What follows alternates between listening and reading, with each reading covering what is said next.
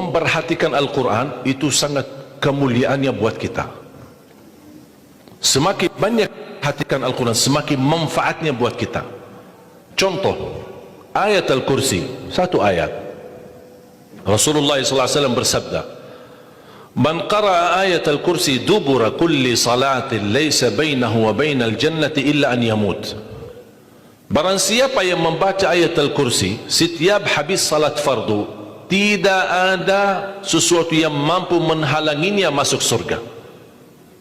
Ayat Al-Kursi ini satu ayat menjaminkan kita masuk surga. Kalau satu ayat menjaminkan kita masuk surga, gimana suratul Baqarah seluruhnya? Gimana lagi 30 juz Al-Quran? Kata Siti Aisyah radhiyallahu anha, jumlah tingkatan dalam surga Allah sesuai jumlah ayat Al-Quran. Oleh karena itu tidak ada yang lebih tinggi di dalam surga Allah daripada Ahlul Quran. Karena nanti Ahlul Quran ketika masuk surga Allah suruh baca dan naik. Baca sebagaimana kamu baca di dunia dan naik posisimu dan darjatmu di dalam surga. Baca naik terus, baca naik sampai bersama Nabi Muhammad di derajat yang tertinggi di dalam surga Allah. Ini semua berkat Al-Quran. Belum lagi syafaat Al-Quran, belum lagi anak penghafal Al-Quran menhadiahkan 2 mahkota untuk kedua orang tuanya, belum lagi setiap satu huruf dapat 10 kebaikan, belum lagi Al-Quran akan menemani kita saat sakratul maut, belum lagi Al-Quran akan temani kita saat menghadapi mungkar nakir di dalam kubur, belum lagi saat dibangkitkan oleh Allah akan bersama Al-Quran sama kita, belum lagi saat dihisab Al-Quran akan menemani kita, belum lagi saat kita berjalan di atas sirat Al-Quran masih berkenan menemani kita sampai ke pintu surga. Bahkan ketika masuk surga Al-Quran tidak akan tinggalkan kita, masih terus masuk bersama kita di dalam surga sampai naik derajat yang tinggi di dalam surga Allah Subhanahu wa taala. Kewajiban kita cuma satu, coba berapa panjang balasan Al-Quran sampai ke surga, tapi diminta cuma satu, berkenan menjadikan Al-Quran teman kita di dunia. Temanilah Al-Quran, akan Al-Quran berkenan temani kita sepanjang hayat, bahkan sepanjang perjalanan kita menuju surga. Itu kemuliaan Al-Quran. Cukup ada seorang ulama dari At-Tabi'in bernama Abdullah As-Sulami, Abu Abdurrahman Abdullah As-Sulami, Abdullah bin Habib As-Sulami. Ditanya, beliau 70 tahun mengajar Al-Quran. Ditanya, wahai imam, apa yang membuat kamu sabar sampai 70 tahun mengajar Al-Quran? Kata beliau, yang membuat aku sabar dan minat menjaga keistiqomahan, bersabda Rasulullah sallallahu alaihi wasallam, khairukum man ta'allama al-Qur'ana wa 'allamah, sebaik-baik manusia yang mempelajari Al-Quran dan mengajarnya. Itulah ingin saya menjadi orang yang baik bagi manusia, sebagaimana bersabda Rasul, itulah yang membuat saya sabar dalam mempelajari dan mengajar Al-Quran.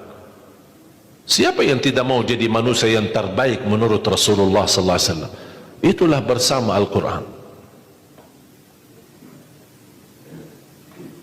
Mohon maaf, siapa Ali Jabir? Hamba yang biasa, banyak kekurangannya, yang Allah anugerahkan kemuliaan bukan karena siapa-siapa, tapi karena Al-Quran. Dihormati, didepankan, dan semua orang penghafal Al-Quran, berapapun usianya, dihormati, didepankan, dimuliakan. Semua berkeinginan bisa bersalaman. Kita melihat dan menonton acara Hafiz Indonesia, jangankan anak-anak, bahkan yang cacat luar biasa Allah tunjukkan bagaimana kelebihan Al-Quran. Yang buta bisa hafal Al-Quran, yang lumpuh badannya dan jasadnya seperti alana yang tidak bisa jalan hafal Al-Quran. Naja yang luar biasa dahsyat, otaknya terganggu tapi bisa hafal Al-Quran. Dia tidak bisa baca, kasih Al-Quran suruh baca, dia tidak bisa baca. Tapi ditanya tes hafalannya, hafal. Berapa ayatnya? Hafal. Nomor berapa? Hafal. Kanan kiri hafal, atas bawah hafal. Allah menunjukkan kepada kita, Allah tidak akan melepaskan Al-Quran menjadi jaminan ditolong. Inna nahnu nazzalna dzikra wa inna lahu lahafizun. Kami telah menurunkan Al-Quran dan kami akan menjaganya. Di antara terjaga Al-Quran secara fisik, terjaga Al-Quran secara tulisan, terjaga Al-Quran secara suara, dan terjaga ahlul Quran, para penghafal Al-Quran. Oleh kerana itu jamaah sekalian, selalu saya mendorong masyarakat, kalau kaum muslimin muslimat di Indonesia merasa dirinya gagal menjadi penghafal Al-Quran, jangan putus asa, tetap masih anda bisa menjadi ahlul Quran. Ayo kita lipatkan diri kita melalui yang jadi saham atau saksi baik bagi kita di hadapan Allah, melalui infak kita, sedekah kita, zakat kita, wakaf kita, apa saja, supaya kita datang di hadapan Allah. Ya Allah, mohon maaf, saya belum bisa hafal Al-Quran, tapi hartaku menjadi saksi untuk membantu dan menolong Al-Quran dan binaan Al-Quran. Insya Allah termasuk ahlul Quran dan mendapatkan syafaatnya Al-Quran di hari kiamat, dan amalan itu menjadi sedekah jariah yang menalirkan pahalanya sampai hari kiamat. Semua harus bisa berjuang. Tidak boleh ada orang berkata saya tidak bisa hafal. Insya Allah anakmu bisa hafal. Kalau anakmu belum bisa hafal, insya Allah cucumu bisa hafal. Kalau itu pun tidak berhasil, insya Allah saham walaupun sedikit seikhlasnya bisa menjadi saksi baik. Infaknya, sedekahnya, ikhlasnya, zakatnya, wakafnya, semua bisa menjadi saksi baik. Karena kita mendapatkan sebuah kemuliaan Al-Quran. Al-Quran kitab suci yang tidak ada keraguan di dalamnya. Sayang sekali kita bisa kehabisan berhari-hari tidak baca Al-Quran.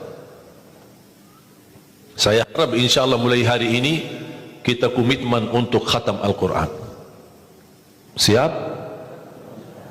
Sedikit demi sedikit, istiqamah lebih baik daripada banyak tapi terputus. Dan itu bersabda Rasulullah SAW, khairul amali adwamahu wa inqal, sebaik-baik amal sedikit tetapi istiqamah daripada banyak tapi terputus. Makanya setiap waktu salat baca 4 halaman, 4 kali 5 sudah 20. Kira-kira cocok? Hah? Siap bu? Mau fikir dulu ya? Kira-kira mau nggak lebih mudah lagi? Masih mau lebih mudah lagi ya? Insya Allah masih ada, jangan khawatir.